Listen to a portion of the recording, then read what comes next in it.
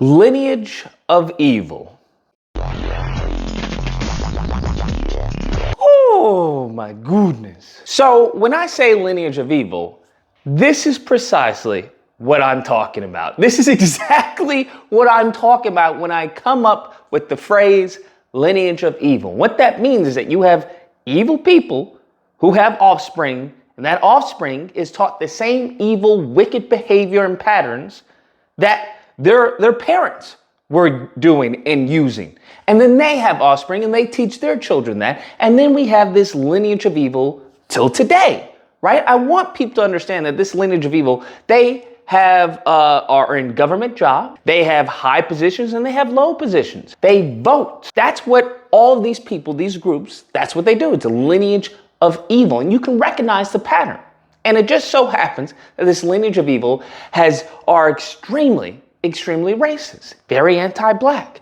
For example, I find it interesting when it comes to this story. To be honest with you, I didn't believe it. I thought it was someone just being hyperbolic, just trying to, either race bait or just cause, go for clicks. That's what I thought. Because I was like, there's no way on God's green earth. I don't know, for somehow, some way, y'all just keep impressing me. I'm honestly impressed and flabbergasted by the myriad of ways that these people express their anti-blackness. It's fascinating because they have to go through these mental gymnastics to come to such anti-black, resolution. And to understand that a father hopped on stage in the middle of his daughter's graduation, simply listen to me, simply due to the fact that he didn't want his daughter to shake the hand of a black man. Bruh. Now, you tell me, if you were to come across that story, would you believe it? Come on. Some of you are like Lucas. Yes, of course I would. But for me, I'm just like, there's no way these people exist. There's no way someone can be this evil, this wicked, and somehow they keep one-upping each other. And I don't know what it is. Maybe there's a racist Olympics. I don't understand. I don't know what's going on. Because I can't even fathom the type of hatred you would have to have for someone you don't know, right? You don't know anything about this person other than the color of their skin. And that in and of itself alone causes you to act, right? It takes a lot for people to act. Okay, it takes a lot. That causes you to act, to hop on stage and say, hey, don't touch her. This is sad, bro. This is sad. They talk about snowflakes and people being triggered. And it's just like, what is this? And you would think that this story would be blasted from the mountaintops. I want you to imagine, because here's the thing. All the hatred and animosity that they have for us has never been reciprocated. Has never been reciprocated. We have never, as far as just seen a white principal and gone so far as like, hey, don't touch the white principal. Hey, don't shake my child's hand. Simply, not because we think that you may be, engaged in some wicked behavior, which as we can see by the school teachers, many of the white teachers are sleeping with the kids, but just simply due to the color of your skin. Hey, it just goes to show you when it comes to Dr. DeGroy's post-traumatic slave syndrome that is real. That is in fact real. That when I say this lineage of evil, we see it presently. Now, I find it even more interesting is the reaction from this. Because from what I'm seeing in the comments and from a lot of the conversations about this, the conversation is about how selfish the father was. I kid you not. The conversations have been about how selfish the father was to destroy his daughter's, big moment. Why would he do such a thing?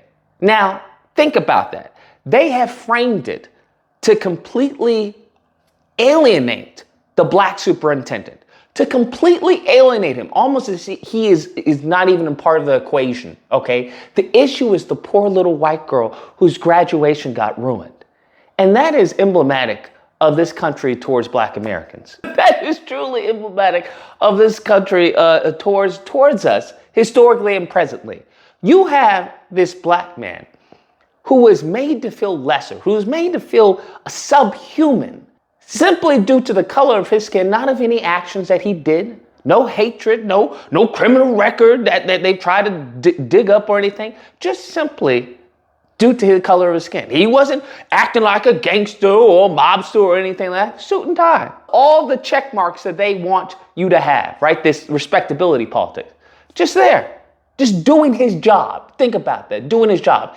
Everything. It goes against all the racist stereotypes. But simply due to the color of his skin, he was attacked by some white man who got up on stage and attacked him. He physically assaulted him, pushing this man away. That's a physical assault. Now, you want to tell me if this black superintendent had given this dude a right hook? You want to tell me that the school and the media would be in support of the black man? Miss me with this nonsense. Okay, you can miss me with that. And that goes to show you the predicament that we're in. They want us to suffer in peace. They want us to die off in peace. That's what they want us to do. The more we complain about the injustice, the more we are the problem. And what's interesting is the reoccurring theme of this school. Now, I won't even get into impulse control, because what type of impulse control do you have to get up out of your seat at your daughter's graduation to move a black man because you don't want him shaking the hand of your daughter? That says something about impulse control. We'll leave that over there. But the pattern at this school, you had apparently these kids do a salute, the Nazi salute. And they wanted to say, well, they didn't know what they were doing.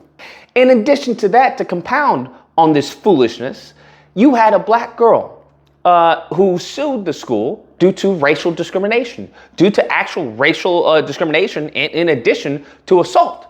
She won. That's correct. You have this school district, which I believe is 1.6 black, over 80% white, and you get to see them in their natural habitat. You get to see them in their natural habitat of just being racist. That's what it is. You get to see the lineage of evil, these uncultured swine, as they would say in Toy Story. That's what you would get to see. And it's just interesting how none of these stories just make it to the mainstream media, how none of them are just put on repeat, how they so strategically and deceptively try to downplay the criminality and the racism of their own and try to upplay the minority, right? The minority of fortunate fallen soldiers we have in our race.